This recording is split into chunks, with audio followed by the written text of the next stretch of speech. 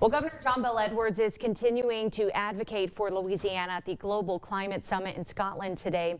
This all comes as the Biden administration announces its move to limit greenhouse emissions. Rachel Riley joins us in the studio tonight with the details. For the first time under the Biden administration, the Environmental Protection Agency intends to limit the methane coming from oil and gas rigs across the United States, including in Louisiana. This announcement further supports Governor Edwards' existing plans to limit these gases in the state.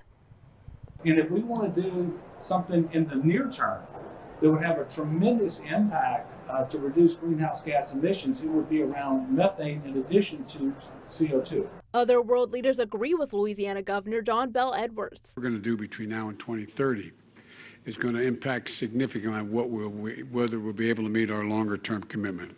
President Joe Biden announces his move to limit methane emissions by tightening regulations for the oil and gas sector. And one of the most important things we can do in this decisive decade is to keep 1.5 degrees in reach, is reduce our methane emissions as quickly as possible. New proposed EPA rules could cut methane emissions by having oil and gas companies detect and repair methane leaks from equipment. But all of that aging infrastructure, that legacy infrastructure, is leaky infrastructure. And I'm embarrassed to tell you we have 4,600 orphan wells in Louisiana. These are wells that haven't been properly plugged.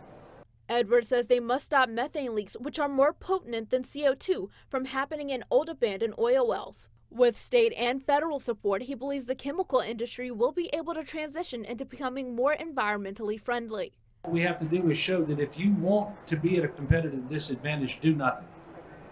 And watch what happens, because the world market is turning. Governor Edwards will be in Scotland until Thursday. We will keep you updated on our BR Proud app.